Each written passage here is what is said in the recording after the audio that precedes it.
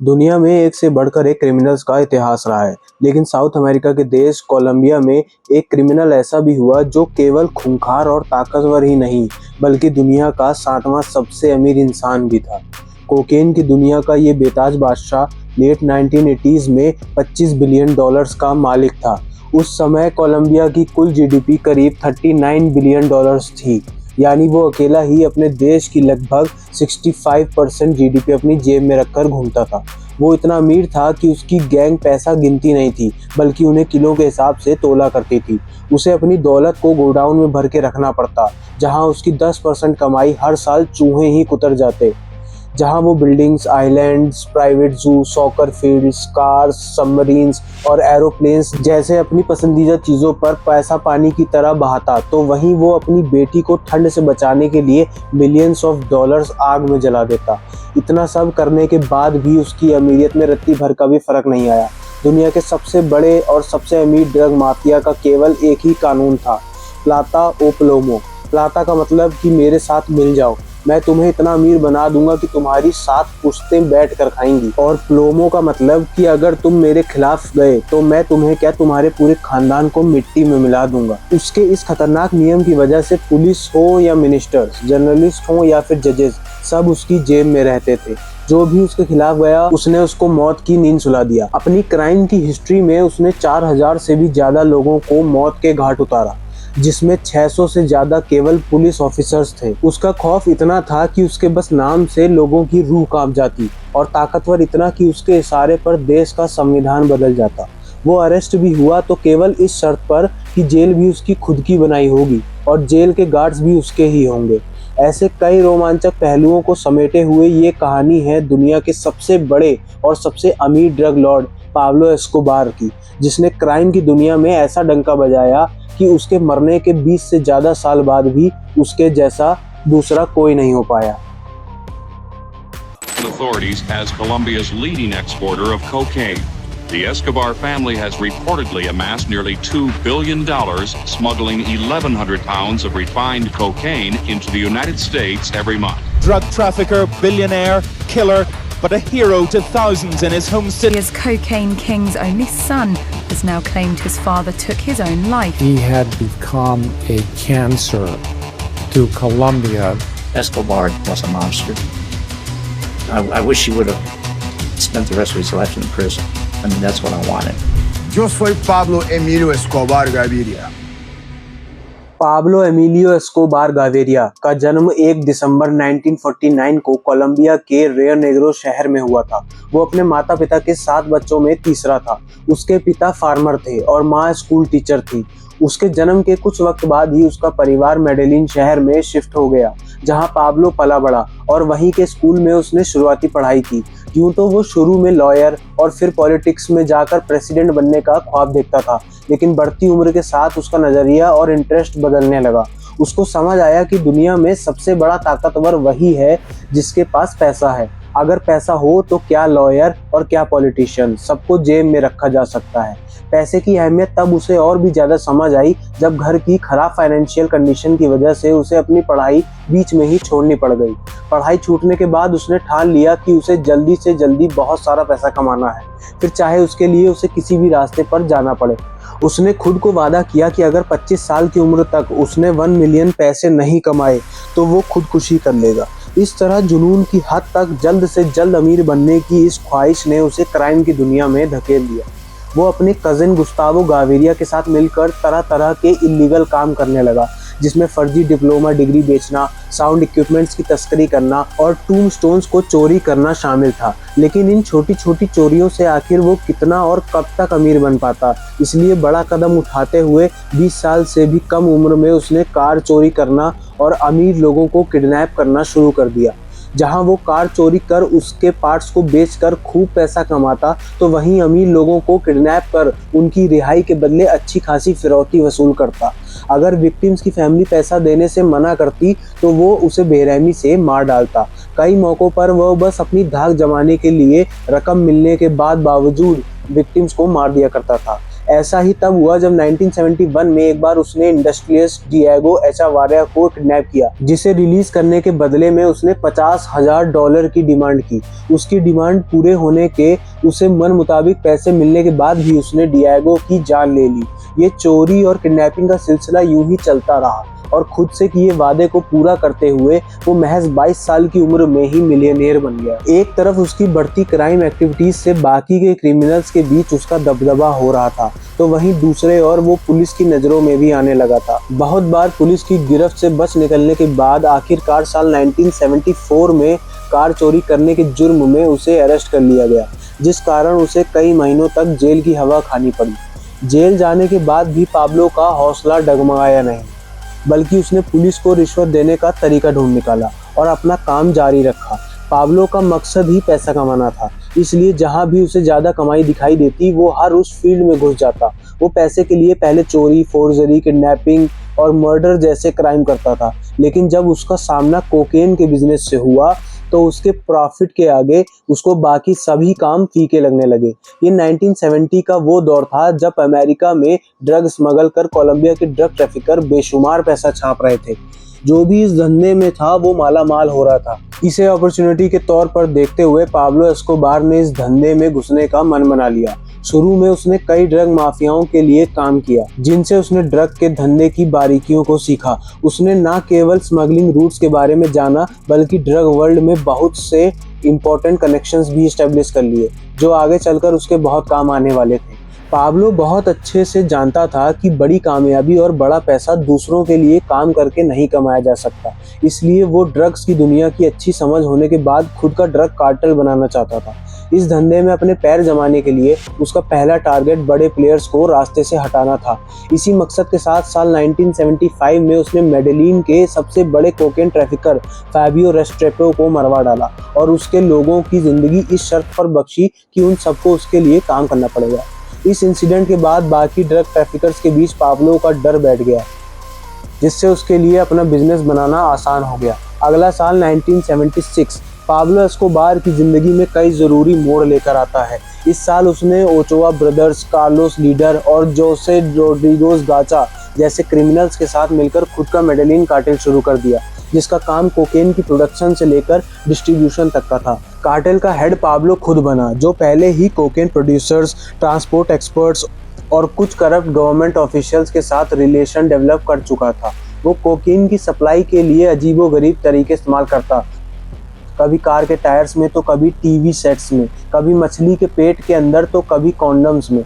इसके अलावा वो एरोप्लेन्स के टायर्स में भी कोकेन भर के सप्लाई करता और ऐसा करने में उसकी मदद करने वाले पायलट को हर फ्लाइट के लिए $5 लाख का इनाम देता। इस तरह उसकी लीडरशिप में कार्टेल का बिजनेस बढ़ने लगा और उसकी काफ़ी अच्छी कमाई होने लगी। जब उसके पास ज़्यादा दौलत हो गई तो उसने बिजनेस को एक्सपेंड करने के लिए सबमरीन्स और एयरक्राफ्ट खरीदकर उनसे कोलंबिया समेत पेरू, बोलिविया और इक्वाडोर जैसे देशों में भी अमेरिका के अंदर कोकेन सप्लाई करना शुरू कर दिया। ताज्जुब की बात तो यह थी कि पाब्लो 24 घंटे कोकेन से घिरे होने के बावजूद खुद कोकेन कंज्यूम नहीं करता था, जिससे उसके साथी उस पर काफ़ी भरोसा करते थे। जहां उसका बिजनेस अच्छा चलने लगा तो वहीं इसी साल मार्च 1976 में उसने अपनी गर्लफ्रेंड मारिया विक्टोरिया हेनाओ से शादी कर ली, जो केवल 15 साल की थी और उससे पूरे 11 साल छोटी थी। लेकिन 1976 का साल पाब्लो की ज़िंदगी में केवल खुशी और दौलत ही नहीं लाया, बल्कि ज़िंदगी में जेल की सलाखें भी लेकर आया। 9 जून 1976 को कोलंबियन इंटेलिजेंस एजेंसी की एक रेड में पाब्लो की कार के टायर्स में से करीब 40 पाउंड कोकेन बरामद होता है, जिसके बाद पाब्लो समेत उसके 6 साथियों को पकड़कर जेल में डाल दिया गया। लेकिन वो इस बार ज़्यादा वक्त तक जेल में नहीं टिकने वाला था, क्योंकि वो अब तक क्राइम की दुनिया के काफ़ी दाव पेच सीख चुका था। वो जान चुका था कि कौन सा पासा कब और कहाँ फेंकना है।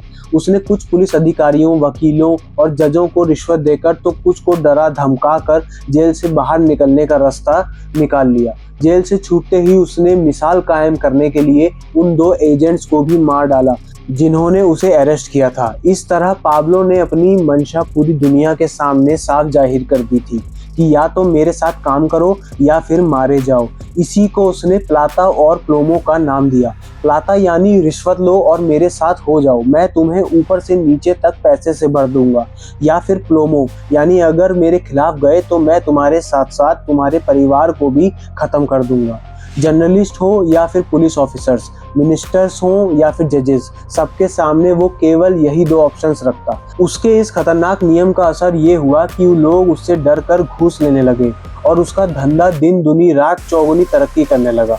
जब व्यापार बढ़ने लगा तो दौलत भी बेशुमार बढ़ने लगी। पाब्लो उस दौलत से और भी ज्यादा दौलत कमाने के रास्ते खोजने लगा।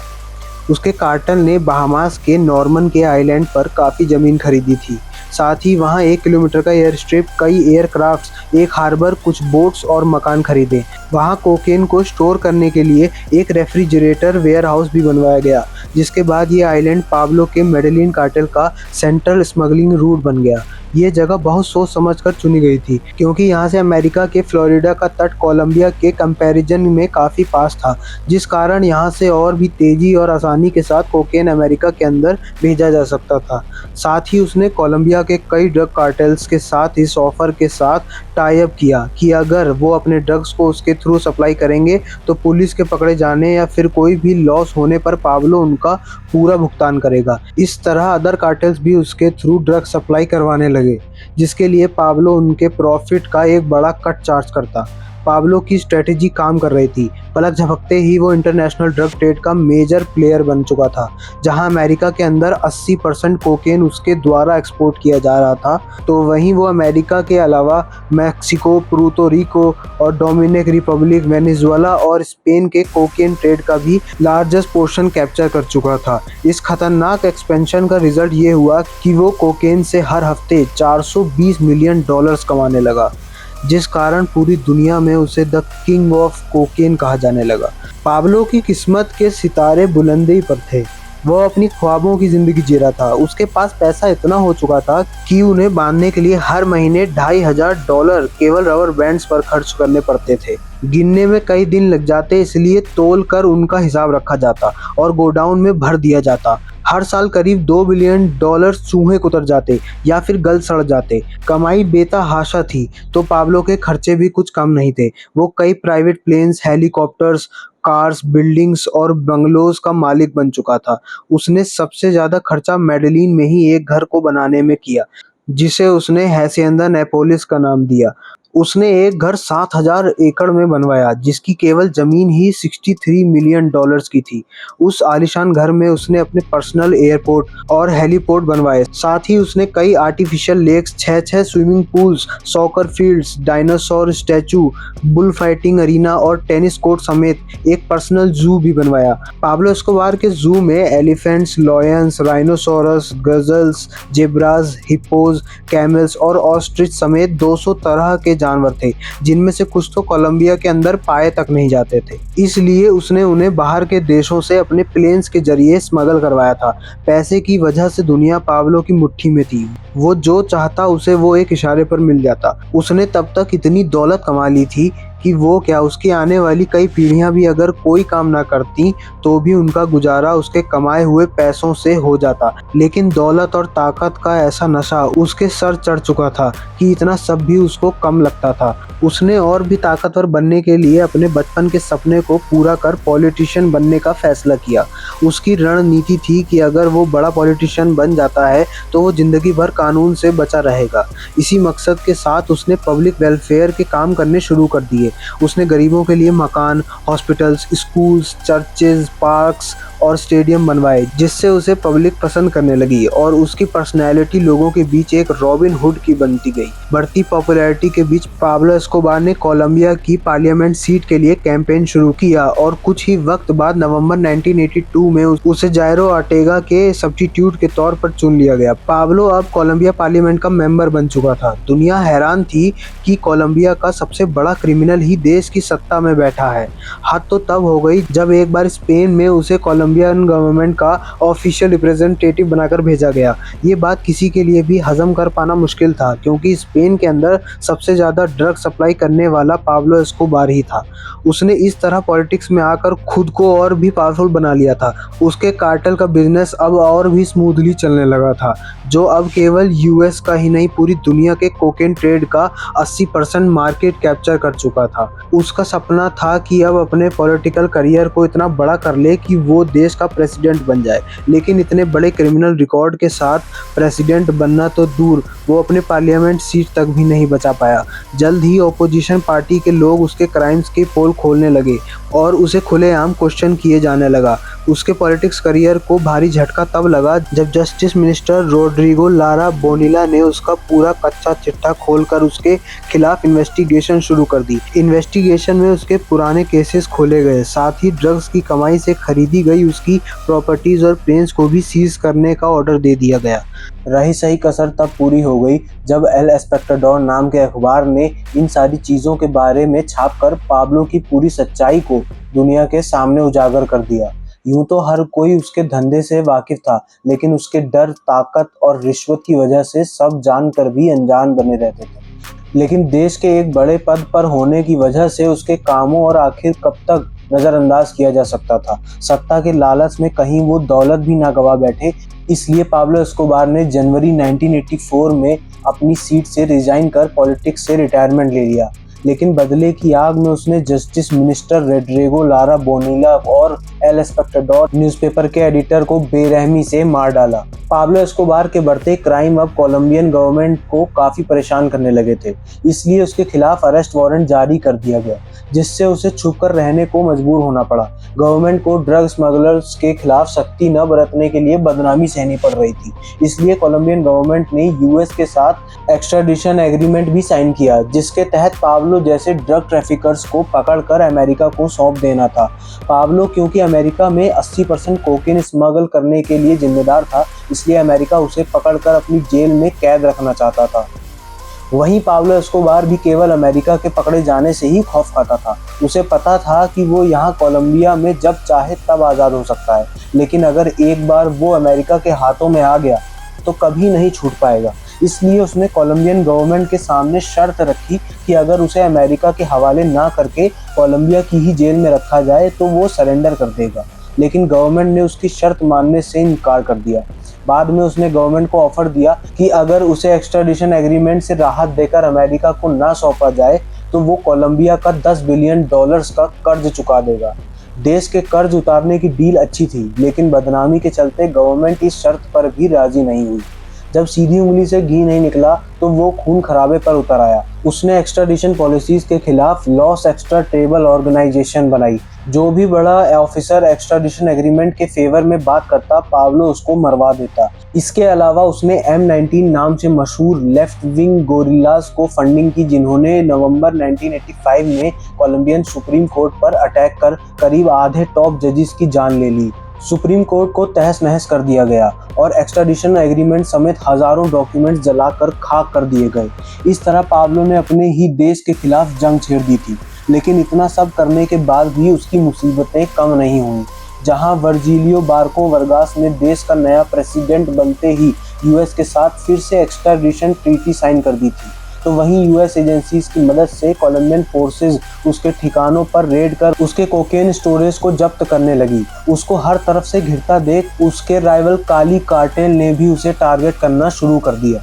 इस तरह पाब्लो एस्कोबार के पीछे कोलंबियन गवर्नमेंट, अमेरिकन गवर्नमेंट और अब काली कार्टेल था, जिसने न केवल उसके कई मेंबर्स को मार डाला, बल्कि उसकी बीवी बच्चों को निशाना बनाते हुए उसकी बिल्डिंग के जस्ट सामने 70 किलो का डायनामाइट एक्सप्लोड कर दिया। पाब्लो ने बदले में काली कार्टेल के कई मेंबर्स को मौत के घाट उतार दिया और फिर उस कार्टेल के ओनर की दर्जनों प्रॉपर्टीज को बम ब्लास्ट करके मिट्टी में मिला दिया। दोनों तरफ से होते नुकसान को देख ये कार्टेल वॉर तो रुक गई, लेकिन अभी भी अमेरिका के नाम की तलवार उसके सर पर मंडरा रही थी। वक्त बदलता गया, लेकिन ना तो एक्स्ट्राडिशन एग्रीमेंट रिजेक्ट हुआ, ना ही पाब्लो की बर्बरता रुकी, और इस तरह साल 1989 आ गया।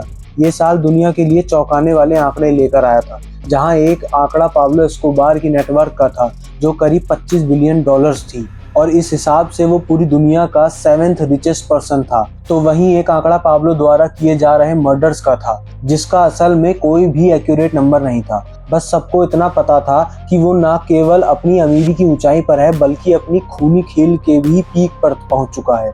उस साल उसके कार्टेल ने बोगोटा, मेडलिन, काली, बकारा, मांगाकाटे, जीना, बेर्क और पेरेरा जैसे शहरों में 100 से भी ज़्यादा बॉम्ब ब्लास्ट किए, जिसमें सैकड़ों लोग मारे गए।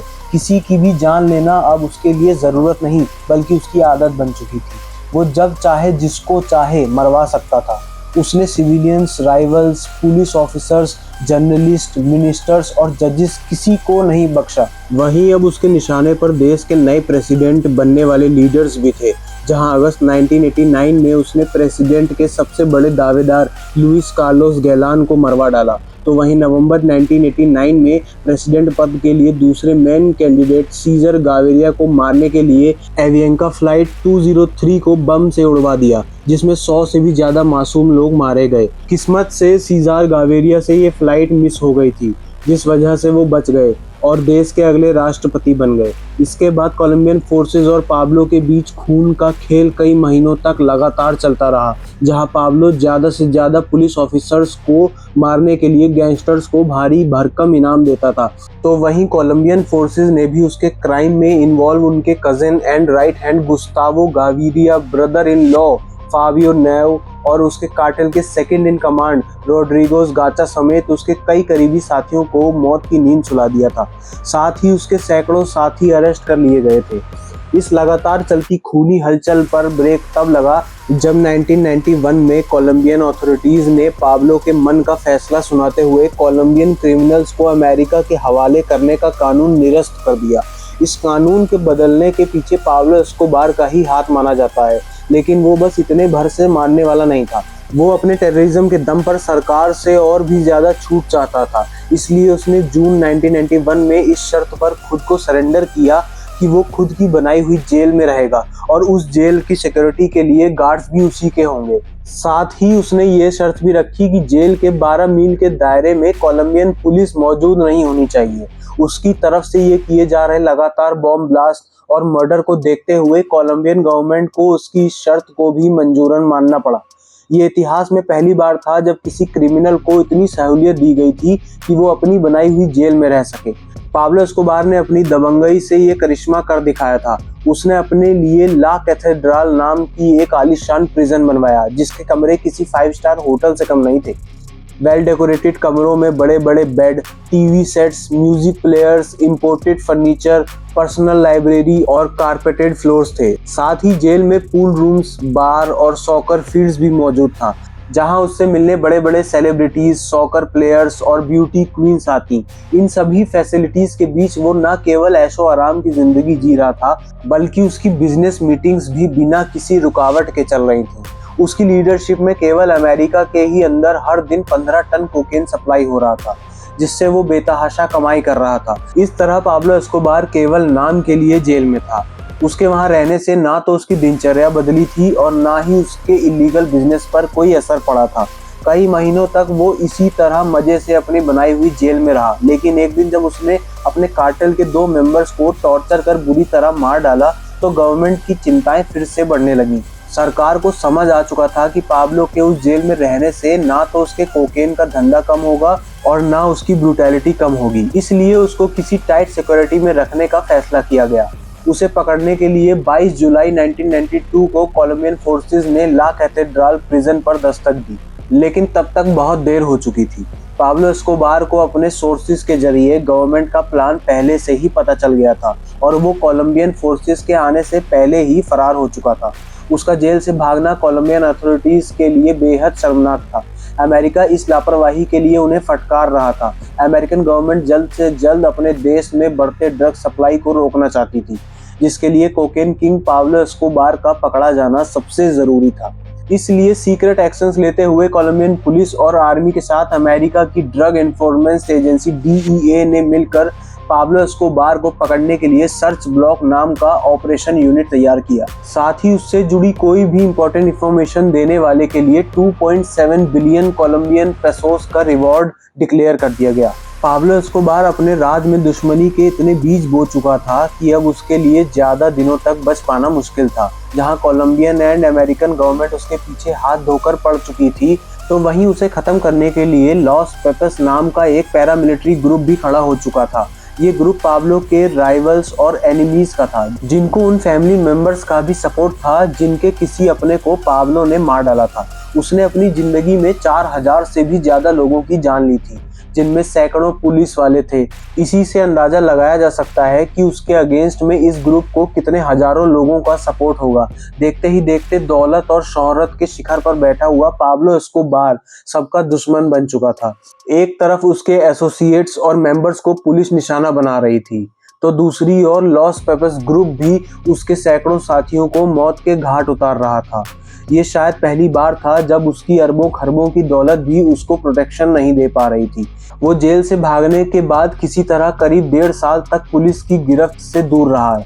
लेकिन 1 दिसंबर 1993 को जब वो अपने खुफिया ठिकाने पर अपने साथियों के साथ पार्टी करते हुए अपना 44वां जन्मदिन मना रहा था, तब उसे अंदाजा भी नहीं था कि ये उसका आखिरी बर्थडे होने वाला है। उसने अपने बर्थडे के मौके पर अपने बीवी बच्चों समेत अपने कई खास लोगों से कॉल पर घंटों तक बात की, जिन्हें यूएस की टेक्निकल अथॉरिटीज के जरिए कोलंबियन अथॉरिटीज द्वारा ट्रैक किया जा रहा था, जिससे उसके लोकेशन का पता लगा। अगले ही दिन 2 दिसंबर 1993 को कोलंबियन पुलिस ने मेडेलिन के एक बिल्डिंग पर धावा बोल दिया। पुलिस को देख पाब्लो और उसके साथी बिल्डिंग की छत से भागने लगे। जब पुलिस ने उसका पीछा किया तो उसने फायरिंग शुरू कर दी, जिससे पुलिस भी उस पर ताबड़तोड़ गोलियां चलाने लगी। इस फायरिंग में उसको एक के बाद एक कई गोलियां लगीं, जिस वजह से अरबों खरबों का मालिक, लाखों लोगों की बर्बादी का गुनहगार और हजारों लोगों का कातिल पाब्लो एस्कोबार चंद सेकंड्स में ही ढेर हो गया। हालांकि उसके मरने के पीछे एक थ्योरी ये भी मानी जाती है कि उसने खुद अपने आप को शूट किया था। वो अक्सर कहता था कि अमेरिका की जेल में सड़ने से अच्छा होगा कि वो कोलंबिया की ही मिट्टी में दफन हो जाए, और जिस दिन उसको लगेगा कि बाजी उसके हाथ से निकल गई है, वो खुदकुशी कर लेगा। वजह चाहे जो भी हो, दुनिया का सबसे बड़ा और सबसे अमीर ड्रग माफिया मर चुका था। जहां कोलंबियन गवर्नमेंट के लिए ये एक बहुत बड़ा अचीवमेंट था, तो वहीं उसके फ्यूनरल में करीब 25,000 लोगों की भीड़ उसकी मौत का मातम बना रही थी, क्योंकि वो उनमें से बहुत से लोगों का मसीहा था। पाब्लो एस्कोबार के बाद भी दुनिया में एक से बढ़कर एक ड्रग माफिया हुए, लेकिन वो अकेला ऐसा था जिसे द किंग ऑफ कोकेन के नाम से जाना गया, जो 7 सालों तक दुनिया के सबसे अमीर इंसानों की लिस्ट में बना रहा।